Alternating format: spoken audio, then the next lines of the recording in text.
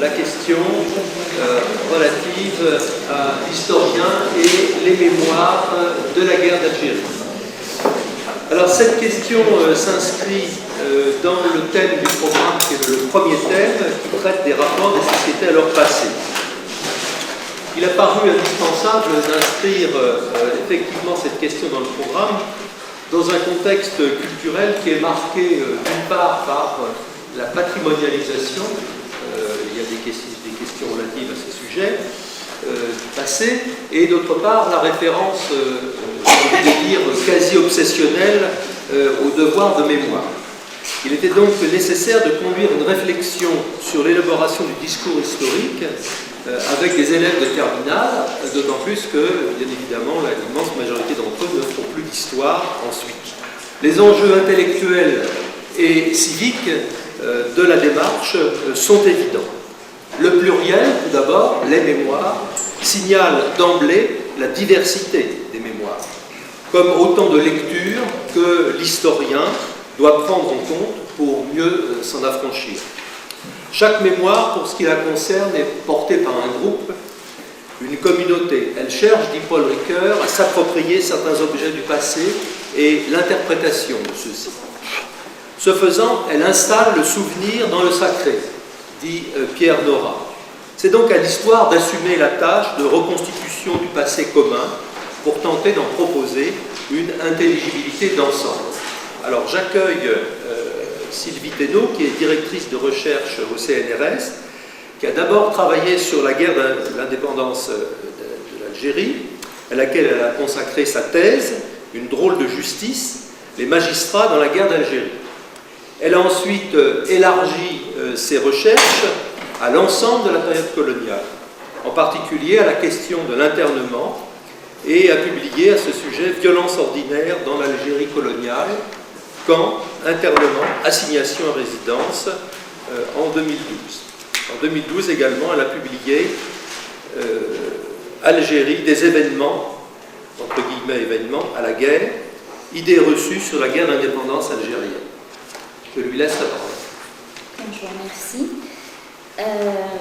Je vais vous présenter tout au long de mon intervention une bibliographie au sujet de cette question des mémoires de la guerre d'indépendance algérienne.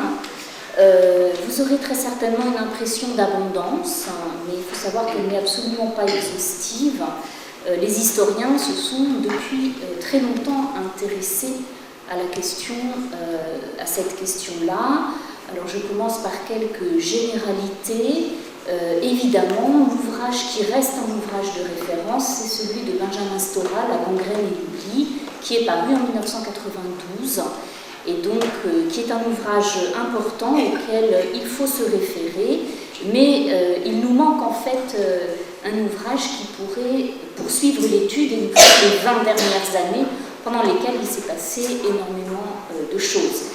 Donc, ce que je vais vous proposer là, ce ne sont pas des recherches personnelles, puisque je ne travaille pas sur cette question, mais en revanche, c'est un travail de seconde main à partir de la littérature existante, et un travail que j'ai déjà présenté à plusieurs reprises dans les formations d'enseignants, donc j'espère qu'au fur et à mesure du temps, il est amené à répondre à vos préoccupations.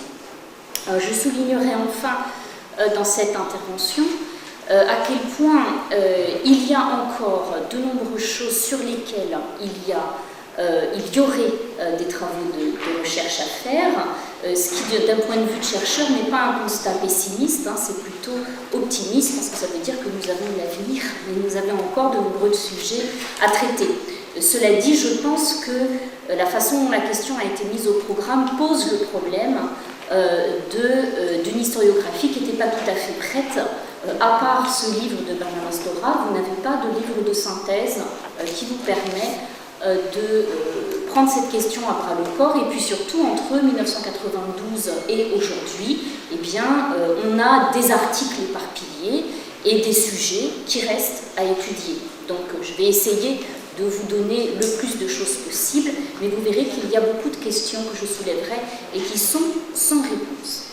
Je préciserai enfin que je ne vous parlerai là que de la question des mémoires dans la société française, ce qui est un tort, bien évidemment, qu'il faudrait envisager aussi la question des mémoires du côté algérien, mais là j'avoue que la tâche était un peu trop énorme pour cette heure d'intervention. On ne dispose pas non plus de la même bibliographie. Cela dit, je me dis que quand on évoque les problèmes éventuels que pose l'enseignement de cette histoire ou le traitement de cette question des mémoires dans les classes, en fait, je crois que ce qui serait important pour vous, ce serait beaucoup plus de connaître ce qui peut circuler en Algérie et dans la société algérienne pour comprendre ce que les élèves vous disent. J'avais fait notamment en novembre dernier une formation à l'attention d'enseignants dans les lycées professionnels et les formateurs m'avaient demandé en fait de présenter une histoire de la guerre d'indépendance algérienne dans son versant algérien. Et en fait les enseignants étaient très contents parce que en fait je pense que ce qui vous manque quand vous avez des réactions d'élèves qui vous laissent un peu désarmés, c'est de savoir quel bagage ils ont en tête. Et ce qu'ils ont en tête, ce sont des représentations de la guerre qui, bien sûr, viennent de la société française dans laquelle ils sont nés, ils ont grandi, bien évidemment, mais aussi des représentations de la guerre qui viennent de l'autre côté de la Méditerranée. Bon. Alors, je suis désolée parce que je ne vais pas répondre à ça aujourd'hui. Je vais traiter le sujet qui m'a été demandé. Alors, cette question des mémoires de la guerre d'indépendance algérienne, elle me semble difficile à aborder parce qu'elle est surplombée par une interprétation dominante et absolument discutable, qui est symbolisée par le titre de Benjamin Stora, mais ce n'est pas une critique que je lui fais, hein, le titre est réducteur par rapport au contenu du livre, dire cette idée de la gangrène et l'oubli, c'est-à-dire en gros, il y a eu un traumatisme et après il y a le silence. Hein, on est complètement écrasé, je dirais, par ce schéma qui est devenu la vulgate médiatique sur la question des mémoires de la guerre d'Algérie. Et c'est un schéma qui pose deux problèmes. Le premier, c'est que lorsqu'on parle on parle de cette question à travers ce schéma-là, en fait, on plaque à une collectivité, à une société, un schéma qui est valable dans un ordre de psychologie individuelle, et je ne sais pas comment on fait un transfert d'interprétations qui sont peut-être valables quand on parle d'individus, éventuellement traumatisés et donc éventuellement refoulement, et puis il peut y avoir résurgence. Hein. C'est un schéma que l'on transpose à l'échelon collectif. Et ça, c'est un vrai problème de méthodologie, sachant que depuis bien longtemps, j'allais dire depuis Alvax et l'entre-deux-guerres, on a quand même mis en œuvre aussi ce qu'on appelle la sociologie de la mémoire, ce qui n'est pas la psychologie de la mémoire. La sociologie de la mémoire, ça veut dire qu'il faut prendre le temps d'ancrer les phénomènes mémoriels dans des sociétés et dans des phénomènes sociaux, et que là, on a une véritable richesse de ces questions mémorielles. Donc, c'est ce que je ferai dans une première partie. Je reviendrai sur la mémoire des acteurs du conflit, hein, qui est à l'origine de ce schéma totalement dominant et discutable. Donc je vous expliquerai en quoi, à mon avis, il est discutable et comment on peut le dépasser en faisant une étude de la sociologie de la mémoire. Deuxième problème que me pose ce schéma interprétatif, c'est aussi, le palier à ce schéma interprétatif. Deuxième problème que me pose la vulgate médiatique sur ces questions des mémoires de la guerre d'indépendance algérienne, c'est qu'en fait le terme mémoire est aujourd'hui un terme tout à fait galvaudé, au sein duquel se confondent des phénomènes de nature différente qu'il convient d'analyser, de comprendre et d'expliquer suivant des méthodologies qui sont propres à leur nature. Il y a à mon avis trois phénomènes qui sont confondus dans le terme mémoire tel qu'il est utilisé médiatiquement et je dirais de façon courante. Il y a bien sûr la mémoire des acteurs, et c'est de ce dont je parlerai dans la première partie, mais il y a aussi toutes les politiques de l'État et des pouvoirs publics, ce qu'on pourrait appeler les politiques publiques de la mémoire, c'est-à-dire tout ce qui va concerner les politiques de reconnaissance et de commémoration. Et ces politiques publiques, il faut prendre le temps de les analyser comme telles, donc comme des politiques publiques, s'intéresser aux acteurs qui les mettent en œuvre, au contexte de leur émergence et de la décision. Et on est bien là d'éventuels schémas psychologiques qui peuvent concerner des individus et qui peuvent concerner les acteurs. Troisième phénomène qui est amalgamé dans ce mot valise de la mémoire, c'est celui des usages politiques du passé.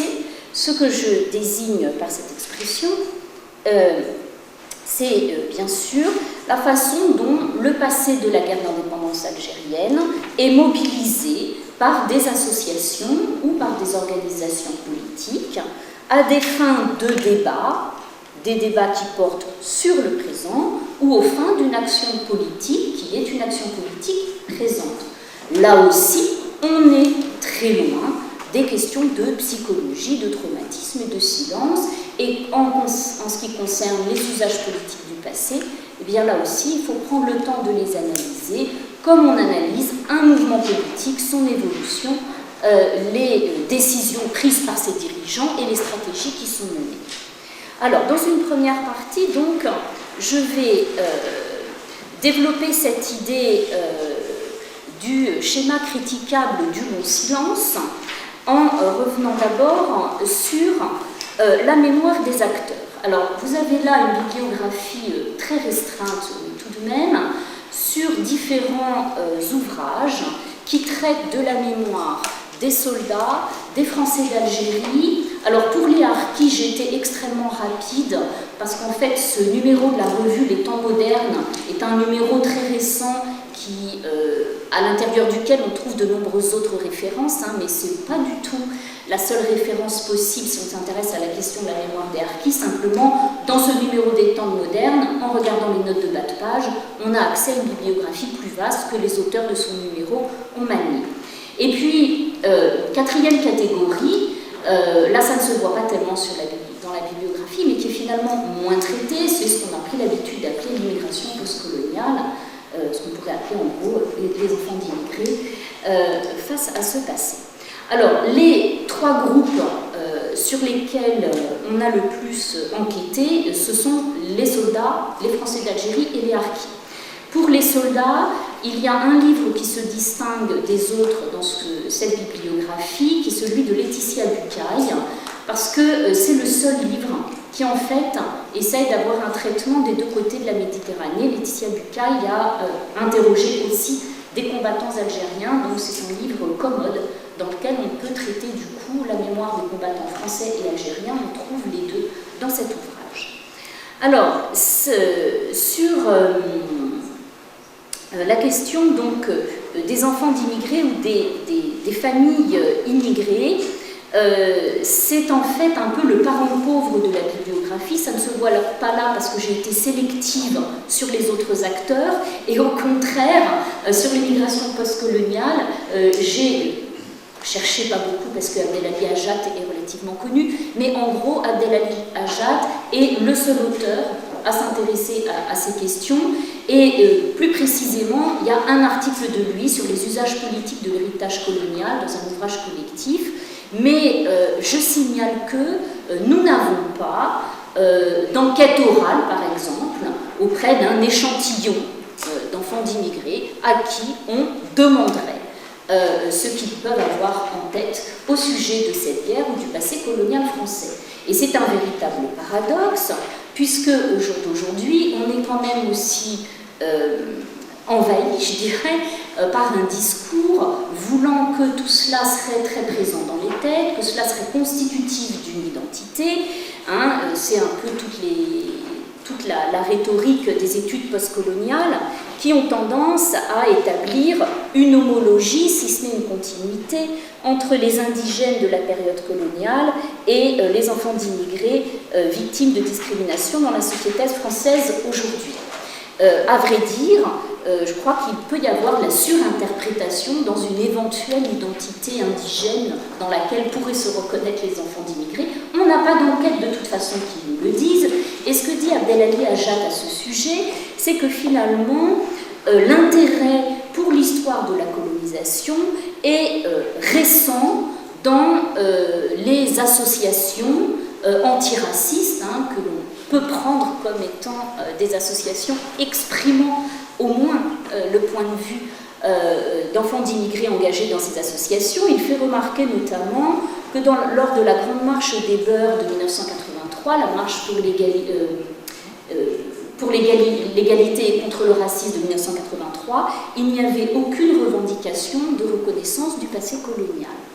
Donc c'est quelque chose de récent, qui s'inscrit dans l'air du temps et qui, en fait, je crois, mériterait d'être analysé plutôt dans la catégorie des usages politiques du passé, c'est-à-dire que le discours que je viens d'évoquer sur l'homologie entre des indigènes de la période coloniale et des enfants d'immigrés victimes de discrimination dans la société française aujourd'hui, c'est un discours qui a été porté par le mouvement des indigènes de la République, qui est un mouvement faisant partie de la mouvance antiraciste française et qu'il faudrait l'interpréter comme tel, c'est-à-dire ce que dit Abdel Ali Achad, c'est qu'en fait, le mouvement des indigènes de la République a été porté par une nouvelle génération de militants antiracistes qui avaient besoin de frapper fort pour affirmer leur légitimité, et ils ont frappé fort avec cet appel qui procède à ce lien fort entre la situation indigène et la situation d'enfants immigrés.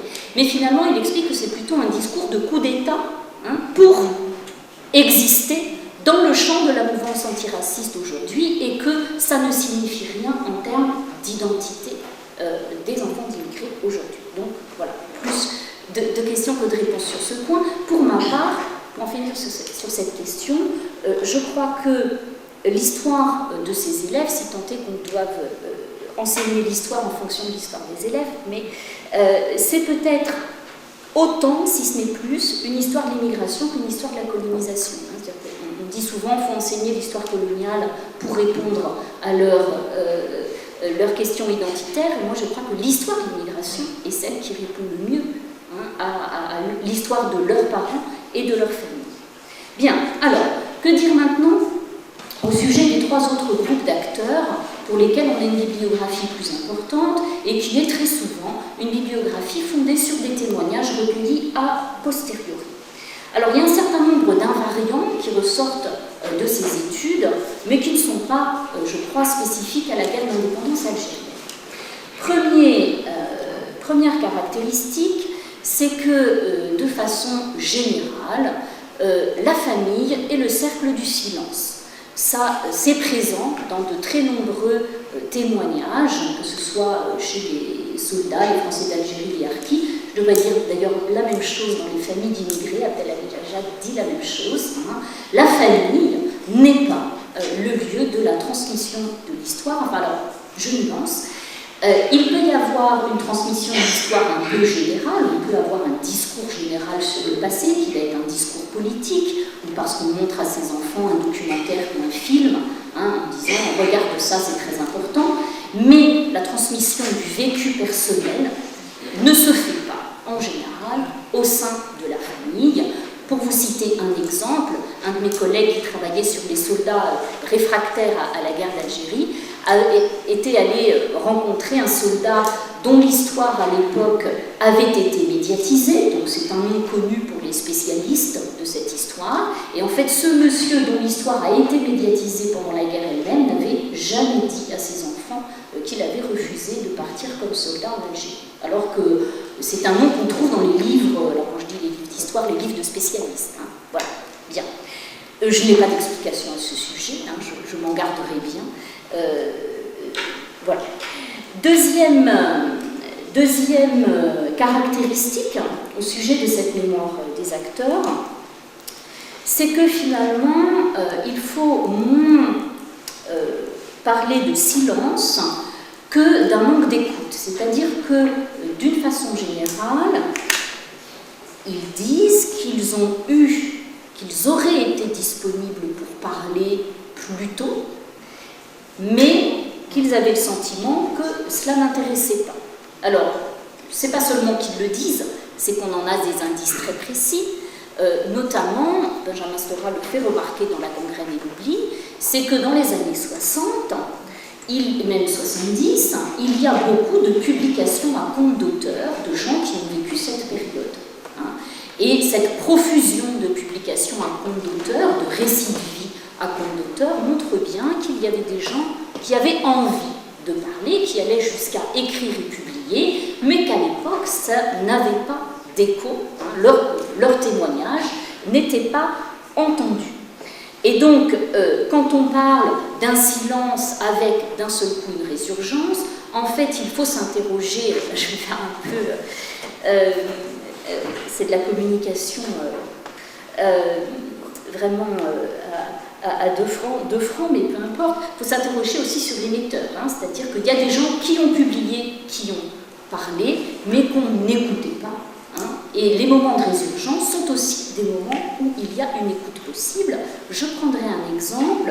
Lorsqu'il y a eu en 2000-2001 ce qu'on a appelé le scandale de la torture, lorsque le général Ossarès a publié ses ouvrages, les services spéciaux, après on a publié un autre, peu importe, quand il y a eu ce scandale de la torture, les journaux ont tous été inondés de lettres d'anciens combattants qui avaient envie de raconter leur guerre et qui expliquaient qu'ils étaient contents qu'enfin on exprime un intérêt pour ce qu'ils avaient vécu. Troisième caractéristique dans ces recueils de témoignages d'acteurs, c'est la variation des discours tenus en fonction du moment du recueil. Bon, ce qui là n'est là encore pas du tout spécifique à cette guerre, mais ce qui, à mon avis, doit vraiment mettre en garde sur ce matériau qu'est la mémoire individuelle des témoins, hein, en raison de sa variabilité avec le temps. Alors ça, on le voit très bien pour les soldats, parce que vous avez deux ouvrages qui ont fait, deux auteurs qui ont fait la même démarche à plus de 10 ans d'intervalle. Vous avez Claire Moscopo en 1998 qui a interrogé des appelés, c'est une thèse, qui publie son livre. Puis il y a un jeune auteur italien, Andrea Brazzoduro, qui a refait un travail d'enquête orale et qui publie également un livre issu d'une thèse en 2012. Alors c'est en italien, mais par chance pour nous, il est parfaitement francophone et puis il vient présenter son travail en séminaire.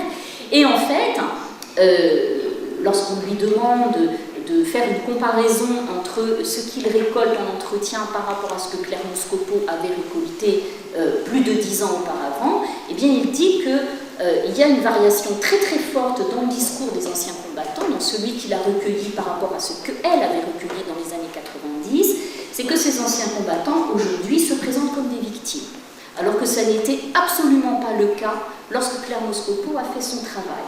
Mais il y a un discours, des entretiens qu'il a recueillis, qui tend à dire qu'ils ont été victimes de l'appel, ils ont été victimes du rappel, ils ont été victimes des violences qu'ils ont vues, contraints d'exercer, ils le disent moins facilement, etc.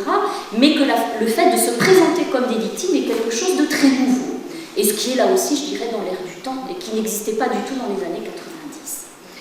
Alors attendez, 1, 2, 3, quatrième caractéristique.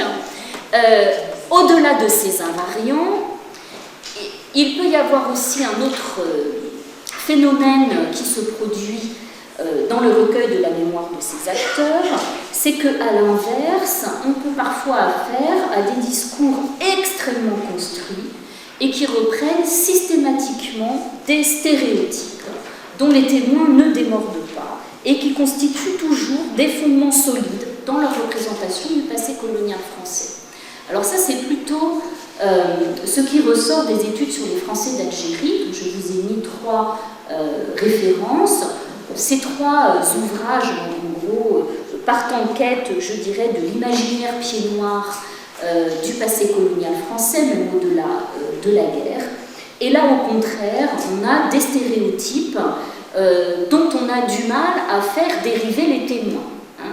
Pour vous raconter une petite mésaventure, un étudiant qui faisait un Master 2 en interrogeant des Français d'Algérie avait été consterné de voir que Éric Savarès, qui a fait son livre donc L'invention des pieds noirs en 2002, reproduisait le témoignage d'une femme que lui, l'étudiant, avait rencontrée, et c'était mot à mot le même. Et en fait, il a été très longtemps convaincu qu'Éric Savarez avait plagié ni plus ni moins son mémoire de master, et pas du tout. Éric Savarez est retourné voir la dame qui lui a donné le même discours, mot à mot identique.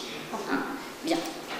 Alors, évidemment, une des grandes difficultés dans ces questions de mémoire des acteurs, c'est que quand on constitue des échantillons pour aller les interviewer, en fait, on passe souvent par les associations, donc il y a forcément un filtre là qui s'exerce, et dès lors qu'on interroge des militants, c'est normal de tomber sur des discours qui sont très construits et qui ne varient pas. Bien, alors, pour en finir avec ce point sur les acteurs, ce que je voulais dire à propos du schéma silence-résurgence, ce n'est pas qu'il est totalement faux, mais c'est qu'il est trop facilement invoqué pour masquer parfois une ignorance sur d'éventuels phénomènes mémoriels. Quand je dis trop facilement invoqué, c'est que la question des traumatismes et de leurs conséquences sur les psychismes humains est évidemment une question éminemment complexe. Dans le cas des anciens combattants, la question des blessures psychiques de guerre est un domaine à part entière de la psychiatrie. C'est un domaine assez récent et on ne pourrait pas se hasarder, à mon avis, à faire des interprétations en termes de traumatisme, refoulement, résurgence si on ne maîtrise pas ces outils-là et si on n'a pas la formation qu'il convient d'avoir. Donc, j'ai en fait, vous l'aurez compris, beaucoup de réticence au traitement de la question des mémoires par la mémoire des acteurs, non pas que ce ne soit pas légitime de le faire, mais ça nécessite quand même, à mon avis, d'être terriblement bien armé au plan méthodologique, auquel cas on risque d'avoir des résultats complètement faussés. Alors, deuxième point dans cette première partie, puisque c'était mon propos, pourquoi je trouve critiquable ce schéma traumatisme, long silence, résurgence. Je le trouve critiquable, comme je viens de le dire, non pas quand il est appliqué à des acteurs à condition de maîtriser les outils qui permettent d'identifier ce type de phénomène psychologique, mais le problème qui m'est posé, c'est qu'on implique ce schéma de façon très extensive, comme je vous l'ai dit, à éventuellement des politiques publiques ou à des événements. Alors, je prendrai deux exemples. Alors là, je m'aperçois que j'ai fait une faute de frappe dans le titre d'Alain de Verbe, c'est Charonne, évidemment, j'ai inversé le N et le E. Alors, premier exemple, pour vous dire à quel point on peut dire des absurdités si on plonge très vite dans ce schéma traumatisme, silence, résurgence, et qu'on l'applique à autre chose qu'à la mémoire d'un individu ayant vécu le conflit. Alors, premier exemple, c'est la question de la mémoire du 17 octobre 1961. Tout ce que je vais vous dire là vient d'un livre qui a été écrit par deux collègues anglais, Jim House et Neil McMaster, Paris 1961, Les Algériens, la terreur d'État et la mémoire, donc paru en anglais, heureusement pour nous traduire. C'est un livre qui se compose de deux parties, une première partie sur l'événement et une deuxième partie entièrement consacrée par la mémoire. La deuxième partie a été faite par Jim House, qui est quelqu'un qui avait d'abord fait une thèse sur l'histoire du mouvement antiraciste français, donc il était tout à fait bien armé pour étudier cette question de la mémoire du 17 octobre 61. Alors, il est vrai que cet événement, alors je le rappelle en deux mots, en octobre 1961, à la suite de recrudescence d'attentats du FLN en France, le préfet de police, Maurice Papon, a décidé d'un couvre-feu pour les Algériens de la région parisienne, et le FLN a appelé au boycott du couvre-feu le soir du 17 octobre, et la répression policière a été tout à fait énorme et a fait au minimum de façon prouvée plusieurs dizaines de morts en un seul soir, ce qui est déjà tout à fait énorme. Bien. Et cet événement est sorti de l'espace public, je dirais, jusqu'au début des années 1980. Je dis est sorti de l'espace public parce qu'à l'époque, c'est un événement qui a suscité beaucoup de réactions. Personnellement, mes premières recherches, lorsque j'étais étudiante, j'avais fait un mémoire de maîtrise sur le 17 octobre 61, uniquement à travers la presse et les débats dans des instances comme l'Assemblée nationale, le Sénat, le Conseil municipal de Paris. C'est un moment, c'est un événement qui, sur le moment, a eu un écho extrêmement fort. Mais il a ensuite été recouvert par un autre événement qui est venu le supplanter, qui est l'événement de Charonne, auquel Alain de Werth a consacré son ouvrage, le 8 février 1962, donc quelques mois après. Il y a une manifestation qui est appelée par la gauche française contre l'OAS et pour la paix en Algérie, peu de temps avant la conclusion du cessez-le-feu, et cette manifestation a elle aussi été violemment réprimée, et il y a 9 militants communistes qui sont morts sur le coup dans la répression de la manifestation, et puis un 9e militant qui est décédé ensuite de ses blessures. Et cette répression policière a suscité une mobilisation massive, et lors de l'enterrement des victimes de Charonne, le 13 février 1962, ils ont été enterrés au Père-Lachaise, il y a un cortège de centaines de milliers de personnes qui ont suivi les obsèques. Et donc, en fait, au sein de la gauche française, dans laquelle le Parti communiste était encore à l'époque une force majeure, eh bien, c'est l'événement de Charonne qui est devenu emblématique de la violence policière à Paris pendant la guerre d'indépendance algérienne. Et en fait, dans les années 60-70, c'est Charonne qui était commémorée et célébrée, mais tout simplement parce que son souvenir était porté par le Parti communiste français, dont des membres étaient décédés. D'ailleurs, je vous signale que Alain de Werth, l'auteur de cet ouvrage, qui est un historien très connu, est en fait lui-même le fils d'une militante décédée à Charonne qui s'appelait Fanny de Werth. Alors, il y a, pendant ce temps-là, que se passait-il pour le 17 octobre 1961 ? Il n'était absolument pas l'objet de commémoration. Il n'était pas plus transmis dans les familles maghrébines que ne le sont les événements vécus par les parents de façon générale dans les familles, mais ce que dit Jim House dans sa partie de l'ouvrage que je vous ai cité ici, c'est que en fait, le souvenir du 17 octobre 1961 a été entretenu au sein de l'extrême gauche. En fait, le soir du 17 octobre 1961, il y avait ce qu'on appelait, le terme n'est pas très bon, mais disons les porteurs de balises, il y avait des Français anticolonialistes qui soutenaient le FLN, qui avaient été postés par le FLN pour être témoins de ce qui se passerait, sachant qu'on attendait une répression forte, pas telle qu'elle s'est produite, mais on se doutait que ce boycott du couvre-feu se heurterait à une répression policière. Et dans le contexte de cette guerre d'indépendance algérienne, vous avez aussi la formation. C'est un moment de formation politique pour des militants que l'on voit vraiment éclore, je dirais, au moment de mai 68, et qui, en fait, en sont arrivés à la politique dans l'opposition au PCF en raison des positions du PCF sur la guerre d'indépendance algérienne. Et donc, ces gens militants d'extrême gauche qui étaient très jeunes au moment d'octobre 61 récupèrent, si je pourrais dire, cet événement-là comme une espèce de, je ne vais pas dire d'anti-Charonne parce qu'on est dans une concurrence, mais de fait, il y a une forme de concurrence, mais pour eux, c'est cet événement-là qui est signifiant. Alors, évidemment, on est dans des courants qui sont très minoritaires. Il y a un mouvement qui joue un grand rôle dans l'entretien d'un souvenir du 17 octobre 1961 à ce moment-là. C'est le mouvement des travailleurs arabes, le MTA, qui est un mouvement d'extrême gauche. Et alors, Jim House donne même une anecdote tout à fait savoureuse. Moins des militants de ce mouvement découvrent le 17 octobre 1961 dans sa socialisation militante, par les militants avec lesquels il entre en politique, avant de s'apercevoir que sa mère avait manifesté en octobre 1961, mais sa mère ne la lui avait jamais dit. Donc, ce que dit Jim House, c'est qu'en fait, pendant la période qu'on pourrait croire de silence, d'oubli, etc., en fait, il y a une survie du souvenir d'octobre 61 dans des milieux d'extrême gauche qui sont très marginaux, et il parle là de mémoire empruntée, parce qu'il ne s'agit pas des acteurs de l'événement qui entretiennent le souvenir, mais de militants politiques pour qui cet événement est signifiant. Jean-Luc Einaudi, que vous connaissez peut-être, qui a écrit pas mal d'ouvrages sur le 17 octobre 61, raconte que lui, en fait, il était militant maoïste à cette époque-là, et c'est dans ce cadre-là qu'il a connu les événements du 17 octobre 1961.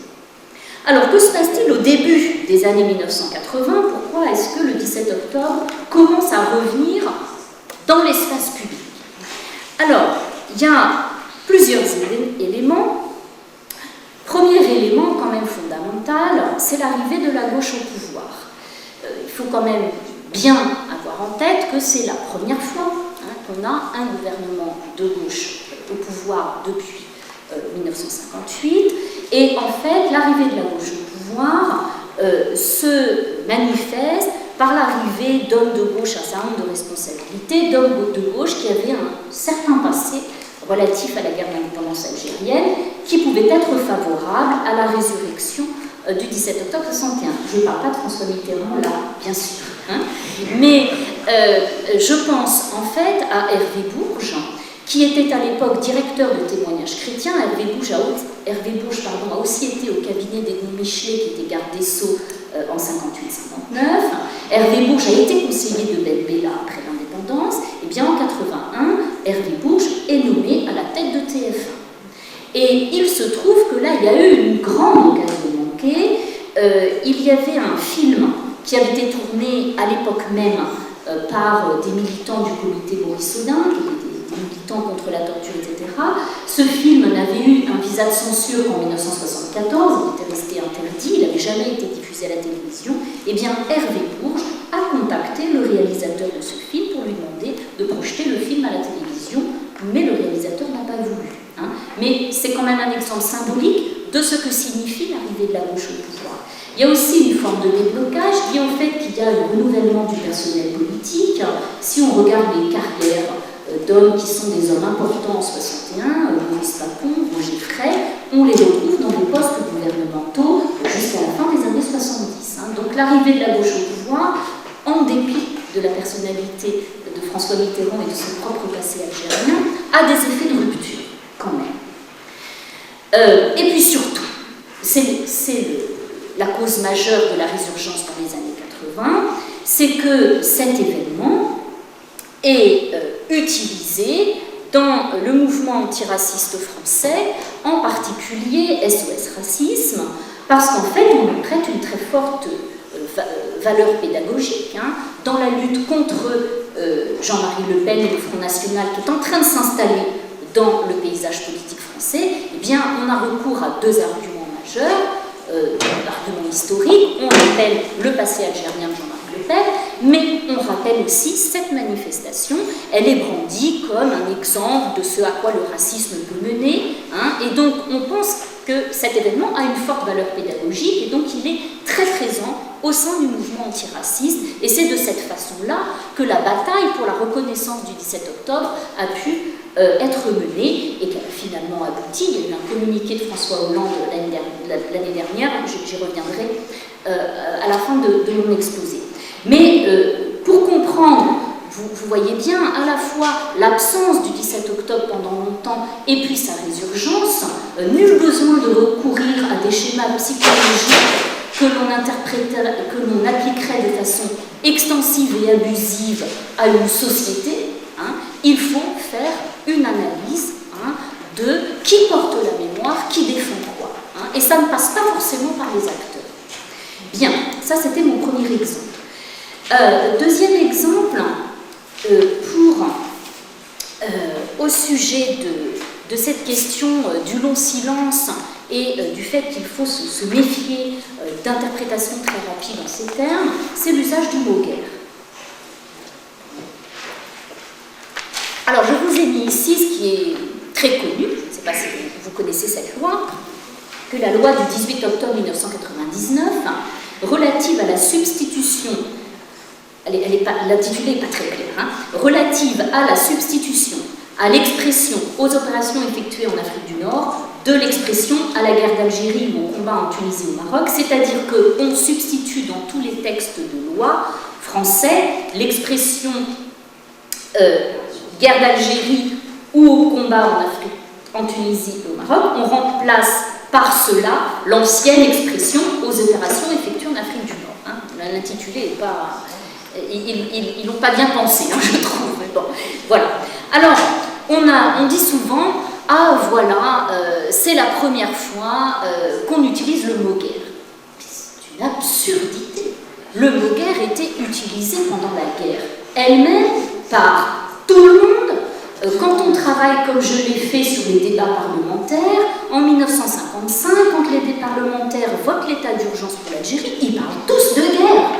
Tout le monde parle de guerre. Vous ouvrez la presse, il y a le mot guerre tout le temps.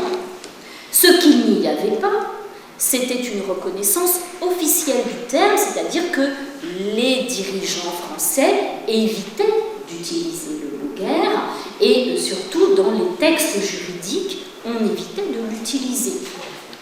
Alors là aussi, on entend très souvent dire « ce n'est qu'en 1999 qu'on a parlé de guerre ». C'est absolument faux. La société française, les médias, les parlementaires ont toujours parlé de guerre. Simplement, le stade qui est franchi en 1999, c'est l'agrément officiel de l'expression guerre d'Algérie. Mais ce qui est totalement différent, parce que là on entre dans ce que je vous disais tout à l'heure, c'est les politiques publiques de la mémoire. Qu'est-ce qui fait qu'à un moment donné, en 1999, on vote cette loi, alors que depuis la guerre elle-même, toute la société disait guerre. Voilà. Alors, avant de passer à ma deuxième partie, ce que je voudrais dire, c'est, j'espère l'avoir montré avec l'exemple du 17 octobre 61, c'est que très souvent, ce discours, cette vulgate sur le silence et l'oubli, à mon avis, c'est un discours paresseux, c'est-à-dire que c'est un discours qui remplace le temps de l'analyse des mécanismes réels de ce qui s'est produit. C'est un discours paresseux, ou bien je dirais, c'est le discours de l'ignorance. Parce que, j'en reviens à l'ouvrage de Benjamin Stora, La gangrène et l'oubli, il démontre très bien, dans cet ouvrage, je l'ai dit, le titre est réducteur, il démontre très bien que les débats publics relatifs à la guerre d'indépendance algérienne ont existé dans les années 60, évidemment, puisqu'il y a les lois d'amnistie. Alors vous allez me dire, les lois d'amnistie, c'est la volonté de tourner la page. Mais sauf que toutes les lois d'amnistie ont été précédées de débats intenses et de polémiques très importantes. Il y a un livre sur les lois d'amnistie qui est plus loin dans ma bibliographie que vous verrez. Au début des années 1970, il y a la parution des 4 tomes du journaliste Yves Courrière qui ont un écho énorme. Donc vous allez lire Benjamin Stora, il y a l'effet Courrière. Moi je vais regarder, je me suis amusée un petit peu, mais Yves Courrière, il passe sur toutes les radios, il est sur tous les plateaux de télévision à l'époque. Et on parle énormément à ce moment-là de la guerre d'indépendance algérienne. Il y a aussi la sortie du livre du général Massu sur la bataille d'Alger, qui crée une polémique parce que Pierre Vidal-Naquet et les gens qui s'étaient mobilisés contre la torture lui répondent. Donc attention, avec ce silence, ce discours paresseux, facile et ignorant sur le silence, il ne faut jamais abdiquer, je crois, de son métier d'historien. On n'a pas toujours autant d'éléments que sur le 17 octobre 61, mais j'imagine que de toute façon, vous n'enseignez pas la totalité. L'exemple du 17 octobre 61 peut vous suffire. Prenez la deuxième partie du livre de Jim House et Neil McMaster et vous avez quelque chose de très solide et complet sur cette question. Sachant qu'en plus, comme ils ont fait un livre, ils n'omettent pas de traiter la question de la mémoire de l'événement en Algérie. Bien. Alors, deuxième partie maintenant, une fois que j'ai fait un sort au silence, sur les deux autres acceptions que recouvre, je crois, ce terme un peu galvaudé et un peu source de confusion de mémoire, à savoir les politiques publiques de la mémoire et les usages politiques du passé. Alors, je reste sur la loi de 1999, donc d'abord, les politiques publiques de la mémoire. Alors, on a en général l'idée qu'il y a eu une rupture en 1999, et on prend cette date comme une date de rupture. Alors, c'est commode, il nous en faut une, pourquoi pas. Simplement, il ne faudrait pas croire, là aussi, qu'il n'y a pas eu de politique des pouvoirs publics avant 1999. 99, sinon d'ailleurs on ne comprendrait pas d'où sort cette loi. Alors, ce qu'il faut savoir, c'est qu'il y a eu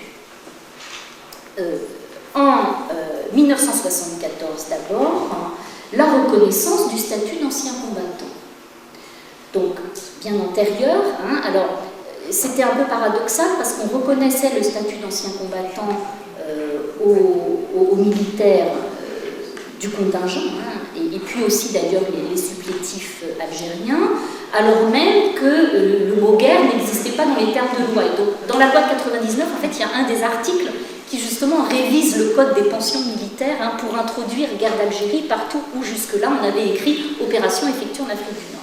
Bref, ce statut d'ancien combattant, il est reconnu en 1974. Il faut savoir que les associations d'anciens combattants, elles sont nées pendant la guerre elle-même. Les deux grandes associations, vous avez la FNACA et l'UNC, en gros gauche-droite, si on fait très vite les choses, elles sont nées pendant la guerre elle-même. Je ne peux pas vous en dire beaucoup plus parce qu'il nous manque une histoire des associations d'anciens combattants de la guerre d'Algérie, à bon entendeur salut. Mais il y aurait un sujet de thèse à donner, à mon avis, peut-être l'histoire de la FNACA. C'est idiot, mais ça n'existe pas. Bien. Alors, en dehors de cette politique publique sur la question de la reconnaissance du statut d'ancien combattant, il y a eu un certain nombre de politiques publiques qui étaient des politiques d'aide, alors en particulier aux rapatriés. Alors, je me fonde là sur le livre de Jan Soldo-Zurcher, Devenir métropolitain, politique d'intégration et parcours de rapatriés d'Algérie en métropole 1954-2005. Jan Soldo-Zurcher a étudié l'ensemble des dispositifs législatifs qui ont été adoptés pour, en gros, accompagner l'arrivée des rapatriés en France. Il faut savoir que la toute première loi qui édicte un certain nombre de mesures en faveur des rapatriés, elle date de décembre 1961, elle était une anticipation du retour des Français d'Algérie, et par ailleurs elle était aussi consécutive notamment au départ de Français d'Égypte après la nationalisation du canal de Suez par Nasser. Il y avait déjà eu des retours, donc les gouvernements français n'avaient jamais eu d'expérience de l'ampleur des rapatriements qu'il y a en Algérie en 62, mais ils savent déjà ce que ça veut dire que des Français revenant d'un territoire qui évolue dans son émancipation, etc. Donc la première loi date de 1961. Jusqu'en 1970, il y a eu toute une série de lois qui étaient en gros des aides à l'installation en France, des aides au logement. Alors, je ne dis pas, et bien sûr Soldo-Zurcher non plus, que ces dispositifs législatifs étaient suffisants, qu'ils ont permis aux rapatriés de s'installer en France dans les meilleures conditions. Ce sont des dispositifs qu'on peut critiquer, qui ont leurs limites, etc. Mais il n'empêche qu'il a existé une politique publique. Pourquoi c'est intéressant? Parce que vous allez me dire, c'est bien gentil tout ça, mais ce n'est pas de la politique publique de la mémoire. C'est une politique économique et sociale, d'aide à l'installation, au retour, au logement. Alors par exemple, il y avait un droit, une priorité dans l'attribution de logements HLM, pour éviter que les rapatriés, par exemple, finissent en bidonville. C'est quelque chose que personne ne remarque, mais Jan Soldo-Zurcher fait remarquer à juste titre, c'est qu'aucune famille rapatriée n'a fini par atterrir en bidonville, et que là, les dispositifs étatiques, même si ils pouvaient ne donner qu'une pièce à une famille, ont joué leur rôle. Bien. Alors, ce qui est intéressant, pourquoi j'insiste longuement là-dessus, c'est qu'en fait, ce qu'explique Jan Soldo-Zurcher, c'est qu'il y a une évolution progressive de la politique d'aide économique et sociale vers la politique de reconnaissance. La politique de reconnaissance, elle n'éclot pas d'un seul coup. Alors, il date, lui, le tournant d'une loi de 1970 qui pose le principe d'une contribution nationale pour l'indemnisation des rapatriés. C'est-à-dire qu'on change de registre par rapport à l'aide à l'installation en France, l'aide pour retrouver du travail, l'aide pour se loger, l'aide pour acheter un commerce, l'aide pour acheter une terre.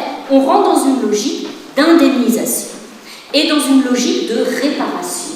Et cette logique s'est accentuée après 1981, tout simplement parce que c'était une promesse électorale de François Mitterrand à l'égard des associations de rapatriés. Et D'ailleurs, alors même qu'il n'y avait plus de secrétariat d'État ou de ministère des rapatriés depuis 1964, il y en a de nouveau un après l'élection de Mitterrand. Voilà. Alors, pour vous montrer de façon encore plus importante comment il y a un lien très fort entre l'idée d'une politique économique et sociale d'aide et l'idée d'une politique de reconnaissance, je vais prendre l'exemple des harkis avec cette loi. 10 minutes, mon Dieu, c'est terrible. Alors, cette loi, concernant les supplétifs algériens, il faut savoir qu'ils étaient en théorie inclus dans les dispositifs que Yann Sioldo-Zurcher a étudiés pour les rapatriés français d'Algérie. Inclus en théorie, de fait exclus, parce que la façon dont les aides étaient pensées ne correspondait pas du tout à leur origine de prolétaires ruraux, en gros pour dire vite les choses, et aussi parce qu'il y avait de la discrimination dans l'application à leur endroit. Par exemple, pour la question des HLM, normalement les harkis auraient dû bénéficier aussi de facilités d'attribution. En fait, on recommandait de traiter en priorité les dossiers des rapatriés français d'Algérie avant de traiter les leurs. Donc, ils étaient en théorie inclus, de fait exclus, et ils ont été vraiment les parents pauvres de toutes ces politiques publiques d'aide économique et sociale, jusque là encore aux années 80-90. Alors, il y a, en 1975, il y a un mouvement de révolte d'enfants de harkis au camp de Bias notamment, avec des violences de leur part. Ils ont séquestré un des gardiens du camp dans lequel ils vivaient. C'est un événement énorme à l'époque. Par la suite, des enfants de harkis se sont trouvés investis dans le mouvement antiraciste des années 80. Une chose qui n'est pas très connue parce que ça n'était pas mis en avant à l'époque comme tel, il faut savoir que dans la marche des beurs de 1983, 6 des 10 marcheurs étaient des enfants de harkis. Mais souvenez-vous, je vous l'ai dit, il n'y avait aucune demande de reconnaissance par rapport à la guerre d'Algérie ou le passé colonial français. Le thème de la marche des beurs, c'était vraiment les discriminations dont ils étaient victimes finalement, comme les enfants d'immigrés.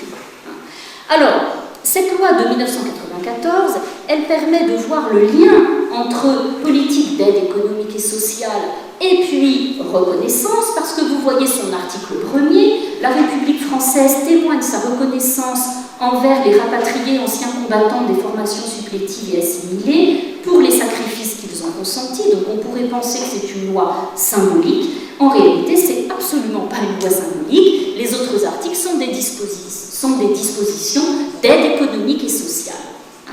Donc, pour dire, résumer mon propos là ici, ce que je veux dire, c'est que si quelqu'un là aussi voulait un jour prendre ce sujet de recherche et faire le travail à bras le corps, il y a très certainement un travail à faire sur les politiques publiques de traitement du passé algérien et de traitement des acteurs de la guerre qui sont arrivés sur le sol français à faire, et que certainement on aurait une forme de préhistoire de la loi de 99 et de cette reconnaissance qui semble sortir de nulle part. Voilà.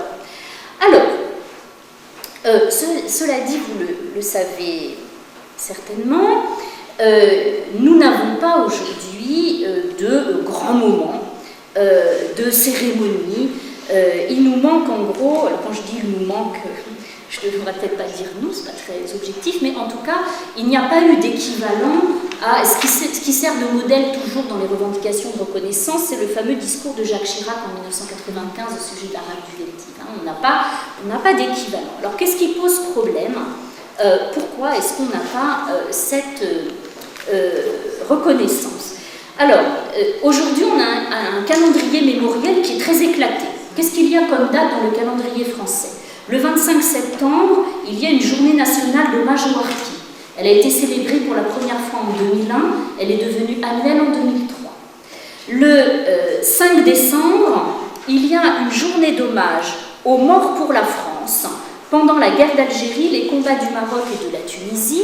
Alors, cette journée, elle a été instituée en 2003, donc date du 5 décembre, date absolument absurde, faute de consensus sur la date du 19 mars. Pourquoi elle est absurde? En fait, on a choisi le 5 décembre, c'est une commission rassemblant des associations qui a fait ce choix, parce que le 5 décembre 2002, il il y avait eu l'inauguration du mémorial du Quai Branly, hein, que vous pouvez aller voir. Hein.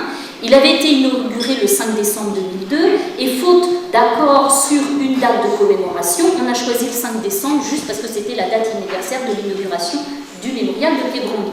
Mais du coup, c'est une date qui est totalement absurde parce qu'elle n'a aucun sens historique. Hein. Voilà. Alors, la date du 19 mars, ce n'est que très récemment hein, qu'elle a été reconnue par la loi que je vous affiche ici, enfin pas la loi, vous n'avez que le titre, hein, donc du 6 décembre 2012, et donc désormais, le 19 mars est une journée nationale du souvenir et de recueillement à la mémoire des victimes civiles et militaires de la guerre d'Algérie et des combats en Tunisie et au Maroc. Les accords d'Évian ont mis en place un exécutif provisoire, un organe exécutif chargé d'organiser le référendum. Et ce référendum, cet exécutif provisoire avait 6 mois pour l'organiser. Ce qui s'est passé, c'est qu'on a bien un cessez-le-feu dans la mesure où l'armée française et les combattants nationalistes cessent de s'affronter, mais c'est absolument pas la fin des violences, notamment, pas uniquement, mais notamment, parce que l'OAS, qui combattait pour le maintien de l'Algérie française, en fait, se lance dans une stratégie qui consiste à essayer d'empêcher que le référendum se tienne, tout simplement. Hein. Et le référendum a finalement eu lieu le 1er juillet 1962.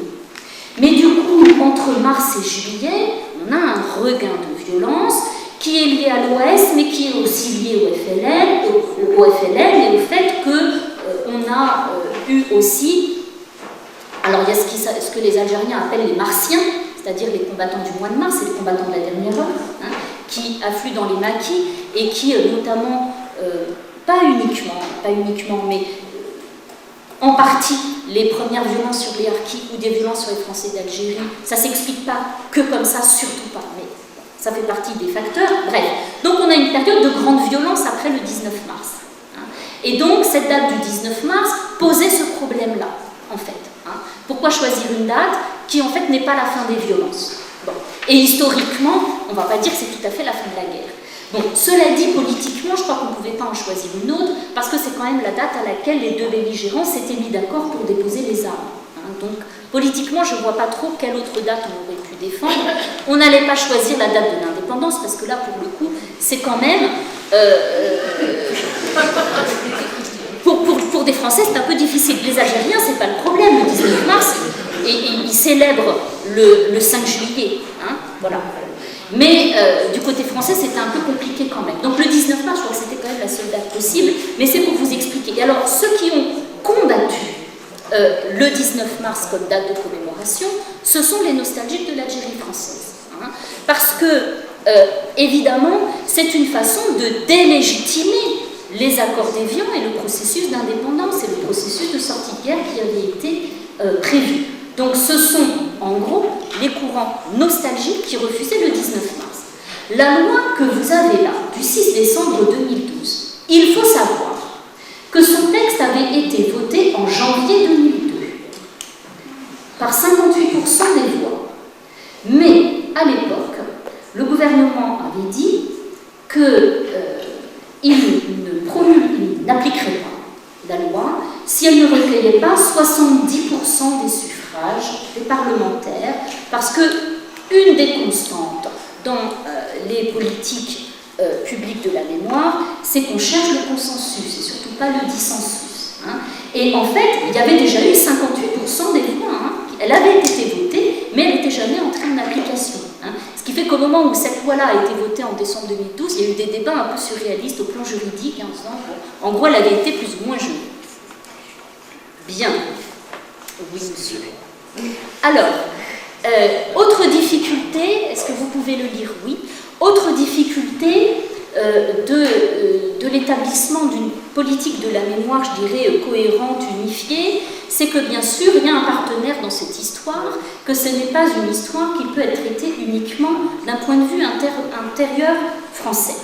Et en fait, pendant longtemps, enfin pas pendant longtemps, je devrais dire ça, mais disons que pendant la présidence de Nicolas Sarkozy, on avait une dichotomie entre ce qu'il semblait être légitime de faire au plan intérieur et ce qu'il semblait devoir être dit à l'extérieur. Ce que je veux dire, c'est que pendant la présidence de Nicolas Sarkozy, on avait plutôt affaire à un pouvoir politique plutôt sensible aux nostalgiques de la colonisation, donc des discours publics qui n'étaient pas du tout de la reconnaissance de la torture, des maux de la colonisation, etc.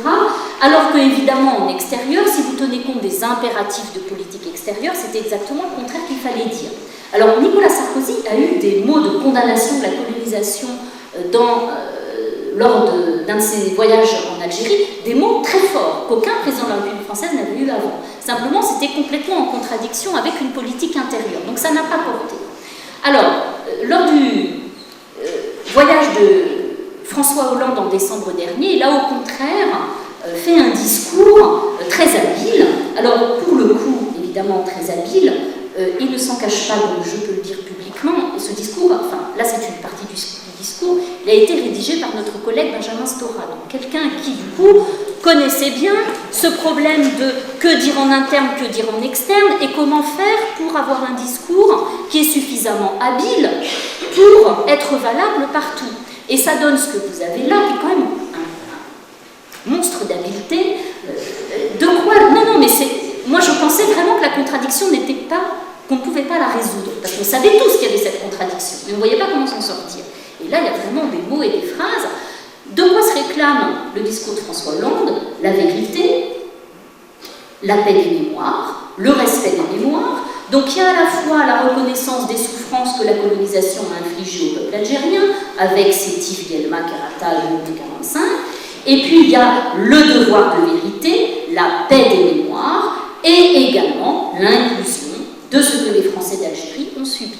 Donc, enfin, la réussite de la conciliation entre des impératifs qu'on aurait pu penser comme contradictoires, si tant est qu'on pense que du côté français, c'est finalement la mémoire des Français d'Algérie qu'il faudrait privilégier. Ce n'était pas du tout le cas dans les années 80. Dans les années 80, il y avait au contraire des préoccupations pour un éventuel vote maghrébin qui n'existe pas, mais quand même, il y avait ces préoccupations-là qui faisaient qu'on n'avait pas les mêmes attentions pour un éventuel vote pied noir. Je dis éventuel, là aussi, vous m'aurez compris. Alors, pour finir, parce que quand même, avec la présidence de François Hollande, il y a un certain nombre de ruptures qui sont arrivées. Vous avez ce communiqué qui a été publié le 17 octobre 2012, donc c'est le fameux anniversaire du 17 octobre 1961. Ce communiqué a été salué par les associations qui réclamaient la reconnaissance comme un geste enfin arrivé. Cela dit, il pose toute une série de problèmes, et surtout ce n'est pas encore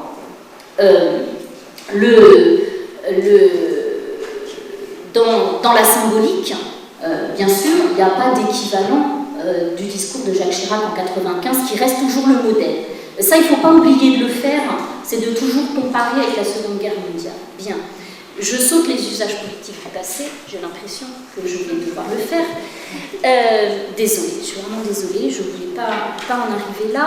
Que dire en conclusion? 4 points. D'abord que ces fameuses politiques publiques de la mémoire, c'est plus quelque chose que je suggère comme chercheuse plutôt que quelque chose que je suggérerais à des enseignants, parce que, en gros, sur les politiques publiques de la mémoire, je ne peux pas vous donner un livre, si, peut-être celui de Yann Siobozurcher, mais c'est vraiment sur les aides aux rapatriés. C'est plutôt un appel à un sujet à faire, pour avoir éventuellement la préhistoire de la loi de 1999. C'est plus facile de traiter le 17 octobre 61 en exemple. Deuxième point de conclusion, c'est que contrairement à ce que l'on pourrait croire, il n'y a pas de spécificité des mémoires de la guerre d'indépendance algérienne. Et là, je vous remets 2 références que je vous avais mises aussi au début. Ces 2 ouvrages sont issus d'un colloque assez récent. Et en gros, le problème qui consiste à trouver une date de commémoration est un problème récurrent de toutes les politiques de commémoration. Alors là, pour le coup, la comparaison avec la Seconde Guerre mondiale, elle ne fonctionne pas, parce que le 8 mai 45 n'a pas fait débat. En fait, oui, mais c'est une exception. Les autres dates ont toutes fait débat. Voilà.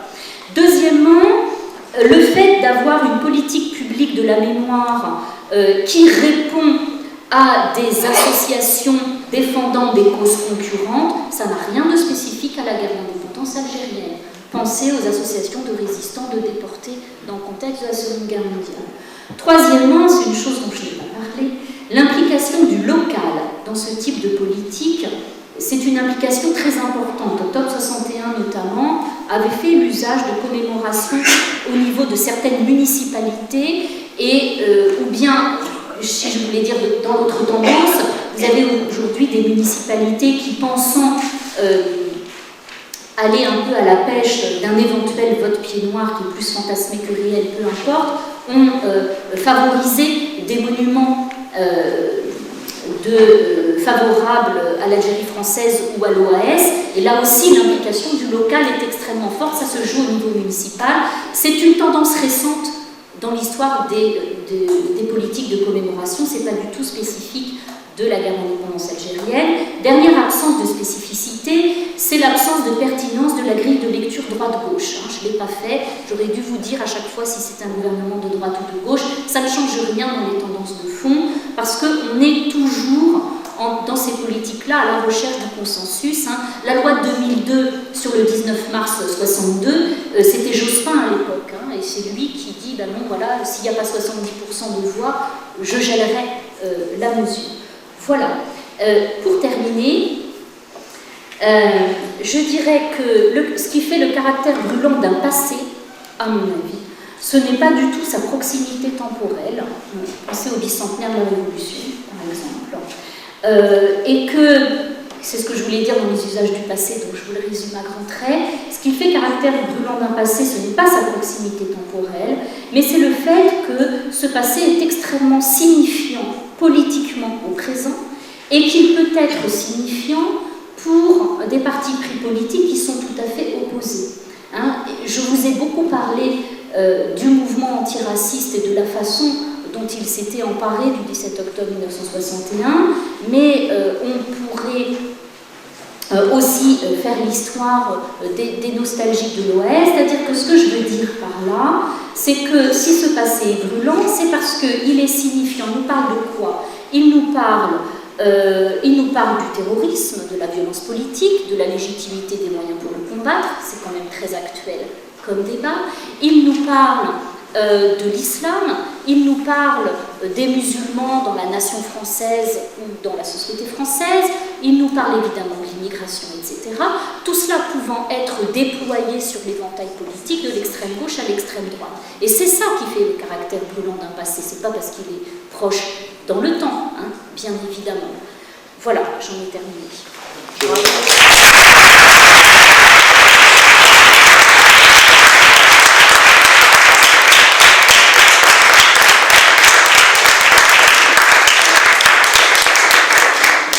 Ces applaudissements soulignent le caractère remarquable de cet exposé qui constitue pour nous tous, je crois, une leçon d'épistémologie et d'histoire.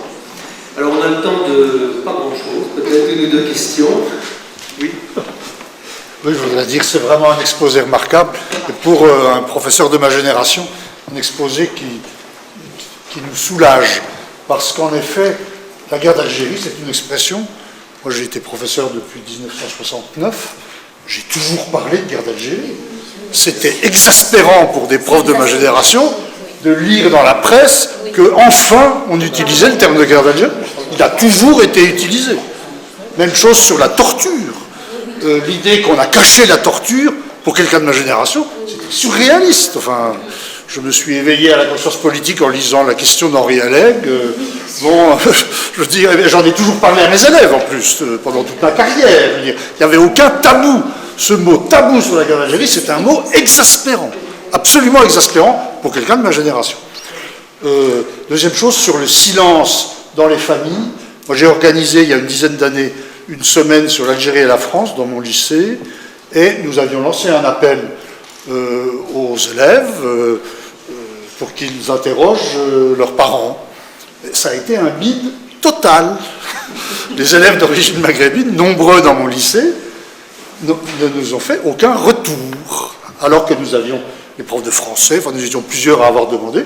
Ça les a intéressés, mais donc je confirme évidemment, parce que vous savez beaucoup mieux que moi, bien sûr, c'est ce silence dont vous avez parlé. Puis je termine sur une question.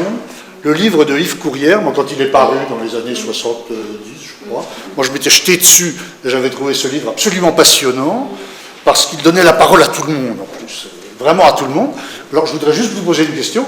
Est-ce que vous le recommanderiez encore aujourd'hui à nos jeunes collègues comme source, ou bien est-ce que vous estimez qu'il est vraiment tout à fait dépassé et qu'il n'apporte pas grand-chose? Alors, bon, pour ce que vous disiez, et pour aller dans votre sens, vous connaissez, je suppose, Benoît Falaise, qui est un spécialiste des questions d'enseignement. Alors, je ne sais pas s'il en a fait un article, mais moi je l'avais entendu une fois dans un colloque présenter quelque chose sur l'enseignement de la guerre d'Algérie, et il disait qu'effectivement, cette histoire de l'absence de la guerre d'Algérie dans les programmes, en fait, c'est absolument fou. Dans les années 70, elle était très largement présente, très largement enseignée, y compris par ce que vous disiez, c'est-à-dire que les professeurs d'histoire avaient en plus un profil souvent de socialisation politique dans le contexte des années 60, et cette guerre-là était très importante.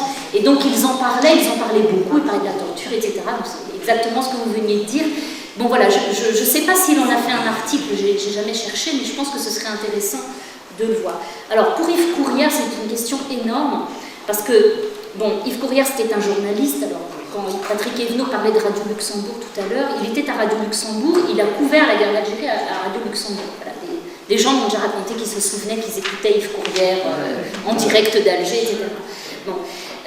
Alors, il a écrit ses livres entre 68 et 72. Il a écrit des mémoires dans lesquels il raconte un petit peu comment il a écrit ses livres. C'est absolument passionnant. Le problème, c'est que il n'y a aucune note de bas de page, donc on ne sait jamais d'où vient ce qu'il raconte. Et pour vous dire, moi j'ai essayé de vérifier une information qu'il donne, par exemple, c'est strictement impossible, parce qu'en plus, bon, il est décédé aujourd'hui, il est décédé il n'y a pas très longtemps, et malheureusement j'ai commencé à chercher après son décès. La famille ne veut pas communiquer, donc visiblement il n'y a pas de notes, il n'y a pas de carnet, ou alors s'il y en a, on ne sait pas où elles sont, donc on n'a absolument pas les moyens de vérifier ce qu'il raconte. Et sur des sujets très précis, c'est quand même très ennuyeux. Voilà. Alors après, c'est vrai que dans le style, c'est facile à lire, c'est un peu romancé, mais il faut se méfier des paroles qu'il met dans la bouche des acteurs. Elles sont absolument invérifiables. Donc, je ne sais pas quoi dire, parce que quand les gens me disent « moi j'ai lu Yves Courrière, j'ai adoré », je ne peux pas dire non. Enfin, évidemment, c'est facile à lire, etc. Mais c'est quand même très difficile à manier, ou alors vous faites le travail de vérification dans d'autres ouvrages publiés postérieurement et dans lesquels vous avez des notes de bas de page pour voir si ce qu'il raconte, ce que vaut ce qui est raconté sur l'événement qui vous intéresse. Voilà.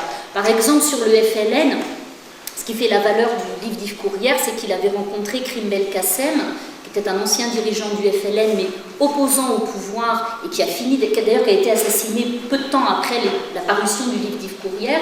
Et donc, tout ce qui vient de Krim Belkacem, pour le coup, c'est un espèce de témoignage posthume aujourd'hui, irremplaçable. Mais il faut savoir ce qui vient de Krim Belkacem quand on lit le livre d'Yves Courrière. Donc, c'est compliqué. Merci pour ce dernier conseil méthodologique. Je crois qu'on va devoir en rester là pour pouvoir passer à la dernière des conférences. Merci encore.